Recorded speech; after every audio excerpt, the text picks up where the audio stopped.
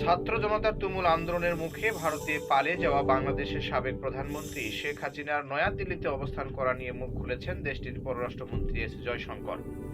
শনিবার দেশটির সংবাদ মাধ্যম এনডিটিভির এডিটর ইন চিফের সঙ্গে এক অনুষ্ঠানে অংশ নিয়ে এই বিষয়ে জয়শঙ্কর বলেছেন, ক্ষমতাচ্যুত বাংলাদেশের সাবেক প্রধানমন্ত্রী শেখ হাসিনা নির্দিষ্ট পরিস্থিতিতে ভারতে এসেছেন এবং তিনি কতদিন ভারতে থাকবেন এটা পুরোপুরি তার নিজের সিদ্ধান্ত।